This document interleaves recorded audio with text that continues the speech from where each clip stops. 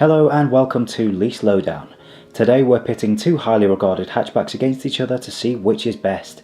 In the red corner we have the golden boy, the people's champ, the Golf GTD. And in the equally red corner is the challenger, the racy variant, the Scirocco TDI. Both are Volkswagen, both are popular, but only one can be the best.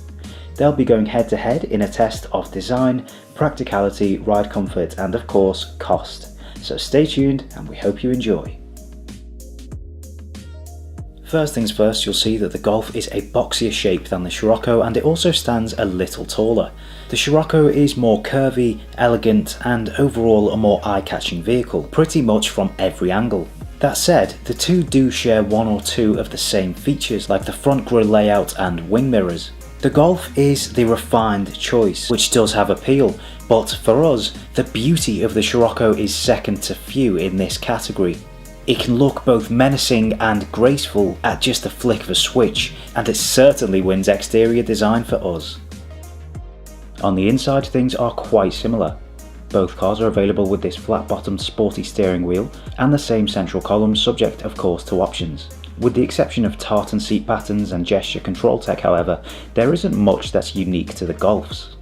The Scirocco though has these funky little gauges sat on the dash which look awesome. They may not add much to the daily driving experience, but still a nice feature. And it also has a handy storage space just below the climate control buttons, along with a cigarette lighter in a much more convenient position than the Golfs. So the Scirocco's interior too is more engaging than the Golfs, with cooler and more ergonomic features. Don't come to any conclusions yet though, because the race is still on, and next we have Practicality, which is a category dominated largely by the Golf. The Golf takes this one hands down, with 380 litres of space compared to the Scirocco's 312, especially considering that the Scirocco's boot access is restricted by a tall lip. Needless to say, the Golf's interior space takes the win also. That boxy shape we mentioned earlier means more headroom whether you opt for the 3 or 5 door, and legroom is a little more generous in the Golf too.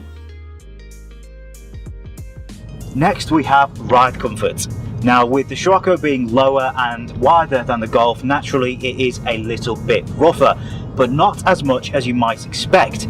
You see, it's the bucket seats that hug you in tighter than the Golf seats do, which mean that you actually move around a little bit less. So there are ultimately positives and negatives for both cars. I'd say the Golf also feels a little bit more planted and inspires a bit more confidence when you want to have a bit of fun. Overall though, to skip straight to it, the ride in the Golf is generally more comfortable and smoother on different types of roads that you'll encounter here in the UK. And finally we come to cost. Now, both the Scirocco and the Golf fall into the same leasing category of between £250 and £350 a month. That's based on a 3-year personal lease contract with an annual mileage allowance of 10,000.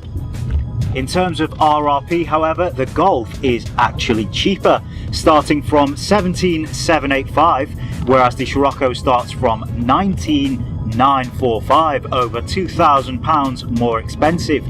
It's worth noting though that I suppose the Scirocco is a little bit more special. It's a little bit rarer, you don't see as many of them on the roads, and there are more unique features such as a bottle opener that's tucked away with the cup holders. Pretty cool. You'll obviously never use it, but you know, it's a nice touch.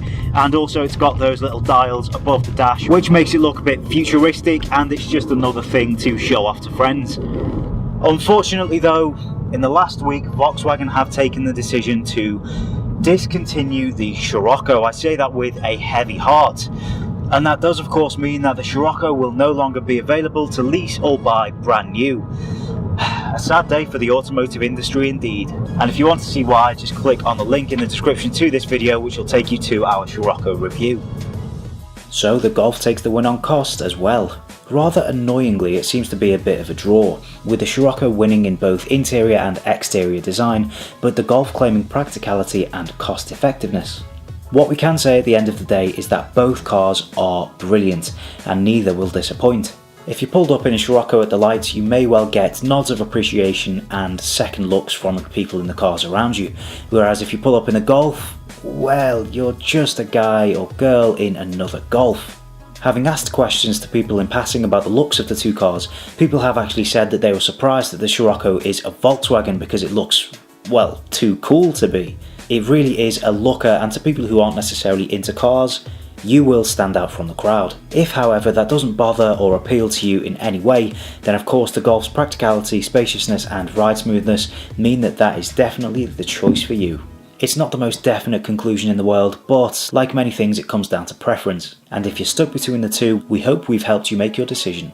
If you enjoyed this video, please do click thumbs up and share, and click the button on screen now to subscribe for more LeaseLowdown content heading your way soon. For regular automotive articles and industry updates, visit leaselowdown.co.uk and follow us on social media. Hope you enjoyed, and we'll see you next time.